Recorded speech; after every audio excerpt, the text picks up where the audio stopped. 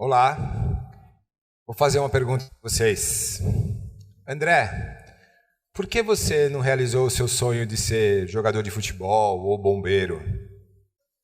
Ou Camila, por que você não conseguiu ser apresentadora de telejornal como você sempre sonhou quando criança? Eu queria ser físico nuclear quando eu era criança. Na verdade, eu não sabia o que era ser físico e muito menos nuclear. Acho que eu não sei até hoje. Mas eu achava bonito esse nome, eu achava que tinha alguma coisa a ver com espaço e esse era o meu sonho. Não realizei. Deixa eu contar uma coisa para vocês aqui, perguntar uma coisa para vocês. Levanta a mão quem conseguiu realizar o sonho que tinha feito de criança. 1, 2, 3, 5, 6. Bateu com a minha pesquisa. 77% não realizam os sonhos de criança. Esse número é do Data Seganfredo. Na verdade, Seganfredo é meu sobrenome para quem não conhece, ou seja, esse número é da minha cabeça. Não é importante esse número aqui, é só para a gente fazer a gente pensar. E o motivo principal, talvez o motivo número 1, é por falta de oportunidade ou de recurso. E o motivo número 2 é mudança do interesse ao longo da vida. Mas a pergunta que eu coloco aqui é, será? Será que é isso mesmo? Ou será que é porque, Denis, essa profissão não dá dinheiro, é um sonho infantil, né? Vamos pensar em alguma coisa. O ponto principal aqui é seguir o que sonhamos não está ligado diretamente à nossa felicidade. Não seguir está mais ligado à infelicidade, porque tem a base de comparação, né? Se eu fosse cantor, como eu sempre sonhei, eu seria mais feliz. Se eu fosse bailarino, eu seria mais feliz. O que eu vou contar aqui hoje para vocês são o poder que as histórias, não só o storytelling, marca, propaganda, etc., tem um outro viés, que é o poder das histórias que nós contamos para nós mesmos. Isso que causa física e quimicamente dentro do nosso organismo. Se você pensa que pode ou se você pensa que não pode, de qualquer forma você está certo. Então isso tem um poder muito grande nas coisas que a gente pensa para a gente. Deixa eu contar para vocês o meu primeiro dilema profissional. Vocês podem ver à direita, fui uma criança de classe média de São Paulo. Meu pai era bancário, minha mãe era professora. Eu sempre fui muito, muito tímido e também muito magro. Pode ver pela grossura da minha coxa ali. E o primeiro dilema profissional que eu enfrentei, e eu sempre me dei bem com computadores, talvez pela timidez, foi quando eu estava numa empresa em que eu fiquei 23 anos nessa empresa e eu estava num cargo de gestão. E nesse cargo de gestão eu tinha o poder de contratar ou de demitir. E aí eu estava num processo de seleção, numa função que chama-se DBA, na área de tecnologia, que é quem cuida do banco de dados. Uma função muito importante na área. E na fase final eu estava com 3 currículos em mão. Eu estava com 2 currículos de 2 rapazes e um currículo de uma moça. Quando eu peguei esses currículos e fui levar para o meu diretor, para o meu vice-presidente na época, a dialogar com ele, ele chegou para mim, eu argumentei qual que era a minha opção sobre a moça, que o currículo dela era bem melhor do que o dos rapazes, etc. Aí ele chegou para mim e falou assim, Denis, eu gostaria que você colocasse esse rapaz aqui. E aí eu contra-argumentei, mas por quê, etc.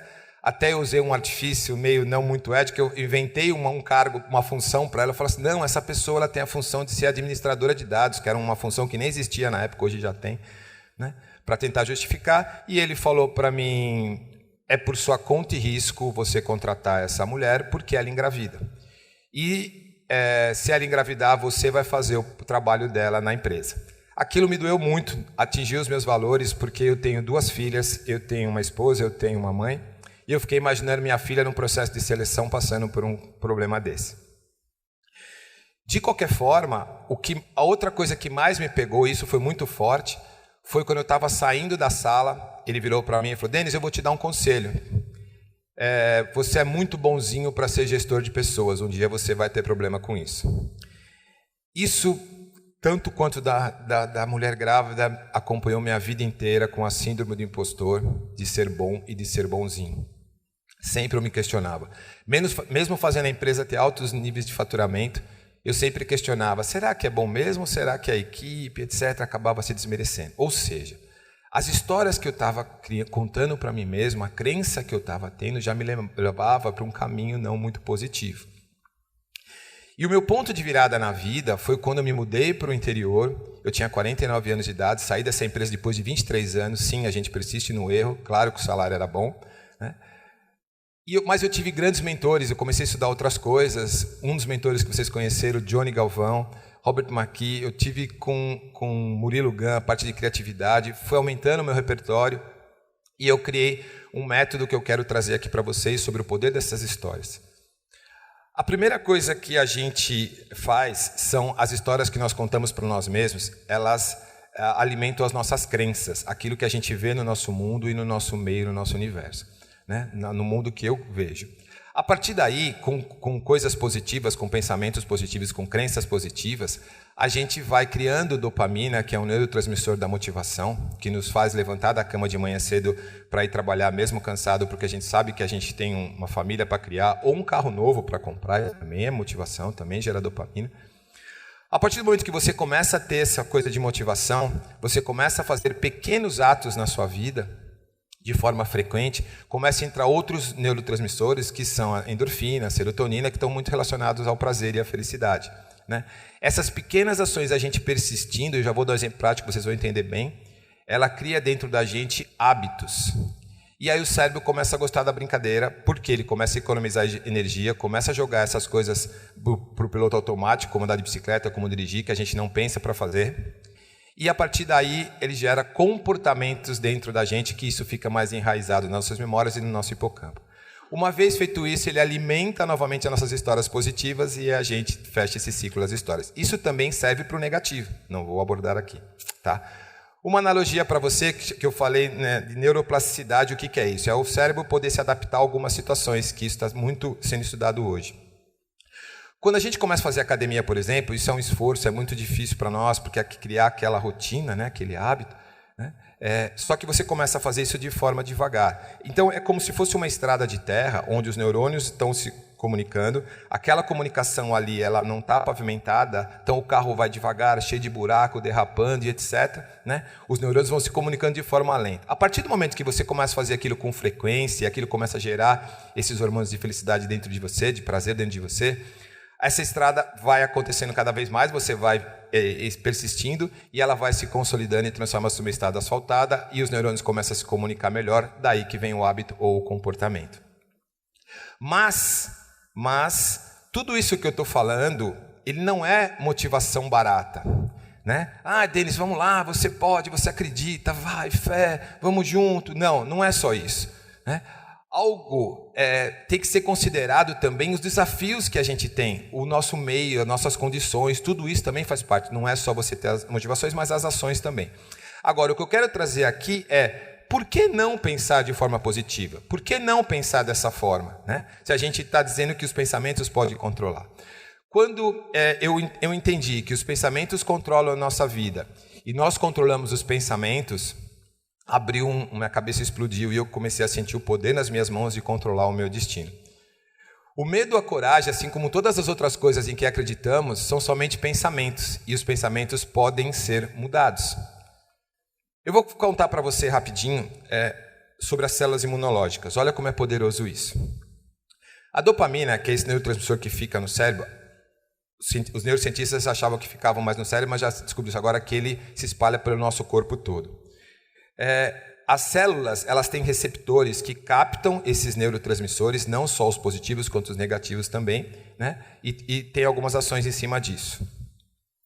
Uma vez que você tem pensamentos positivos, então as células elas recepcionam esses hormônios, esses neurotransmissores positivos, né? E esse está espalhado pelo nosso corpo inteiro. Ou seja, as células e os órgãos que compõem essas células, eles também recebem essas informações de neurotransmissores positivos ou negativos. Resumindo a história.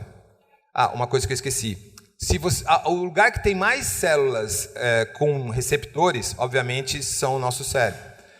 Agora, em segundo lugar, o lugar do nosso organismo que tem mais células receptoras, em segundo lugar, são as células imunológicas. Para quem não sabe, é as defesas do nosso corpo, nosso sistema imunológico. Ou seja, resumindo, se você tem uma descarga de neurotransmissores negativos, como um estresse, enfim, né, uma adrenalina, isso é captado por todas as células do nosso corpo e o nosso sistema imunológico cai. Por isso que fazer isso frequentemente a gente fica sujeito às doenças. A única coisa que separa as minhas crenças das de outras pessoas são as histórias em que eu acredito. E eu tenho certeza que a cidade do futuro, ela tem que ter mais comunicação, mais empatia, mais escutativa, estar presente aqui no momento, né, para se tornar uma cidade próspera. Aquela criança que no começo da história era boazinha, que eu contei para vocês, que eu acompanhei isso para o resto da minha vida, ela foi transformada pelo poder das histórias, pelo poder da mente, com as histórias positivas que eu comecei a contar para mim mesmo nesses pontos de virada. E a pessoa que mais me contava histórias, hoje em dia, ela está entre a gente ainda, mas ela não lembra mais dessas histórias porque ela está com Alzheimer, ela já não me reconhece mais como filho, que é a minha mãe. Mas ela ficaria muito feliz em saber que aquele menino que era bonzinho, hoje ele é bom. E ser bom e ser bonzinho não são excludentes. Ele pode conviver dentro da gente.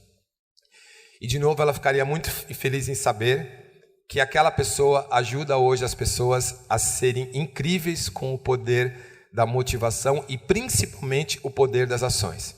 E eu queria deixar uma mensagem para vocês. Que histórias vocês estão contando para vocês mesmos? Muito obrigado.